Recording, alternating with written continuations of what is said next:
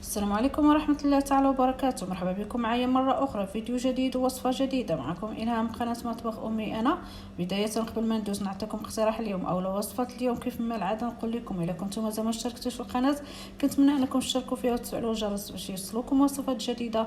كذلك في حالة عجبكم اقتراح اليوم أو وصفة اليوم ما تنسوش تعملوا لايك وتبارطاجوا مع الأصدقاء والأحباب ديالكم من فضلكم. وكذلك شكرا لكم على الاشتراك وشكرا لكم على الدعم ديالكم. وصفة اليوم هما عبارة على دي مادلين او دي كاب كيك اللي غادا نعدلوهم ماندالينا وبالجوز ان شاء الله بحول الله. والجوز يمكن لكم تعوضوه بشي حاجه اخرى الا بغيتو نتوما. هنا فقط الجوز مع الماندالين كيجي زوين.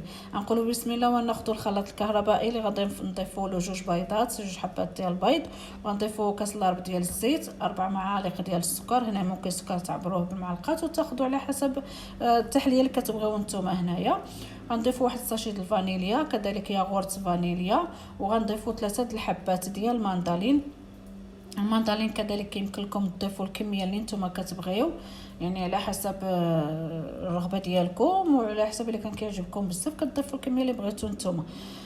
كنضيف انا هنا فقط ضفت على 3 ديال الحبات، وغادا نضيفوا معاهم معلقه كبيره ديال مبشور الليمون. كنحطوا هذاك الخليط ديالنا البيض يطرب مع هذاك الماندالين، وكندوزو ناخذوا اناء اللي كنعملوا فيه 2 كيسان ديال الدقيق، 12 غرام ديال الخميره و2 معلقات كبار ديال النشا. بالنسبه لهاد الباله اللي عندي فهي كتعبر ليا 2 معلقات كبار ديال النشا. وغنعملوا قبصه ديال الملح، ومن بعد نصبوا الخليط ديالنا ديال البيض والماندالين.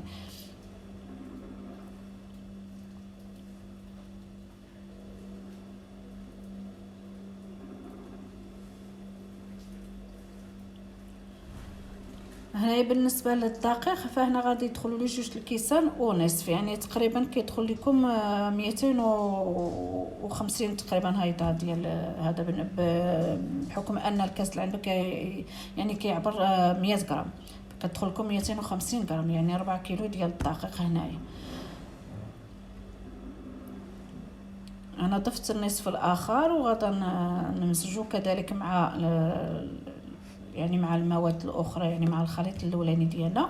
وكذلك غادا نضيف تقريبا 30 غرام ديال الجوز. هنا الجوز راه ما غنضيفوش دابا غادا نقوم بالتخليط هنايا مزيان. غادا نحرك الدقيق هذا غنمزجو مزيان مع هاد، يعني نحاولوا ندخلوا الدقيق ديالنا في الخليط ديال المادلين، ومن بعد غادا ندخلوا المجمد لمده 30 دقيقه، يعني حتى نبغي ندخلو من الفران. انا هذه القاعده اللي كنعمل دائما في لي مادلين، ضروري ندخلوا المجمد واحد 30 دقيقه.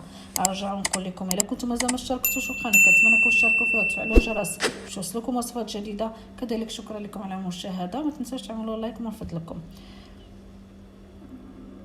غنعمل الاناء في المجمد كيف ما قلت لكم 30 دقيقه، ومن بعد من غادا نخرجوه عاد غادا نضيف له داك 30 غرام ديال الجوز. بالنسبه للجوز ممكن تعوضوه يعني باللوز الا بغيتو، اولا تعملوا جوز الهند طبعا. انما هنا الصراحه نقول لكم الجوز يعني الكركاع كيجي مواتي مع الماندرين اولا مع التشيني الا عملتيه، وكيعطي واحد المذاق اللي هو مميز وزوين بزاف.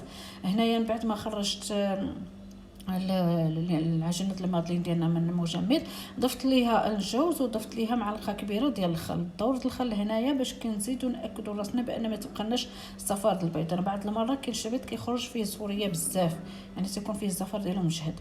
فانا رغم عملت يعني الليمون الحامض فهو كيزول، الا انا دائما كنعمل هاد المعلقه كبيره ديال الخل باش كنتاكد بان ما غتبقاليش النسمه ديال البيض. صراحه انا ما كتعجبنيش بزاف في لي كيك ولا في هاد لي مادلين. كناخذ هذوك القوالب ديال لي كاب كيك وغادا نعمرهم كاملين بهاد بالعجينه اللي عندنا، وغادا ندخلهم الفرن تقريبا 20 دقيقه حتى يعني كتحس تشوفوهم انهم تنفخوا مزيان. فالا كان عندكم الفرن الكهربائي فكترجعوا تشعلوا لهم العافيه من الفوق. السنو لا كان الفرن غازي فكتهبطوهم من تحت، يعني من تحت العافيه باش كياخذوا لكم اللون من الفوق وصافي. بالنسبه لهنا لهاد لي كاب كتحاولوا تعمروا الثلثين، والثلث اللي كيبقى يعني يلا كتعطيوها الفرصه باش كينتفخوا. فرهما فيهم 12 غرام، ممكن تعملوا غير 8 غرامات في حالتي الا كنتو كتخافوا ان مثلا يتنفخوا لكم بزاف، او لما كنتوش كتبغيوهم يجيو مرتفعين بزاف. فهنا واخا 12 غرام راه ما غيجيو مرتفعين بزاف، يعني كيجيو معوضين هما هادو.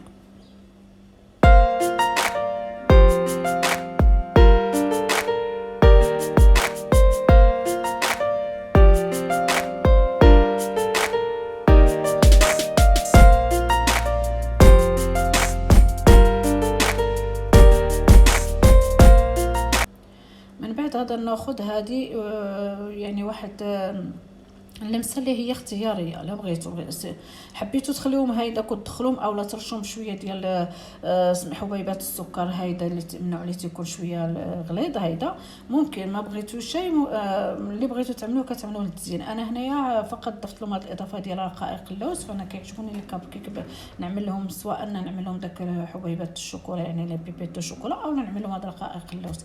سنو اللي كان عندكم داك السكر كريستالي اللي تيكونوا شويه نقول لكم غلاضين كتعملوهم من الفوق حتى هما كيعطيو واحد المنظر مزيون مع هاد لي كاب كيك. انا غنعمل لهم هادو وغادا ندخلهم من الفرن كما قلت لكم.